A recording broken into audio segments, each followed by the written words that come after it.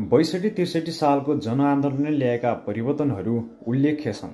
हामीले यो बुझ्नुपर्छ, लोकतन्त्रको स्थापना भएको त्यही जनआन्दोलनले गरेर हो। राजतन्त्रको अन्त्य भएको तपाईँ र हामी सबैलाई थाहा छ। सङ्घीय शासन प्रणालीको सुरुवात भएको त्यही जनआन्दोलनले हो।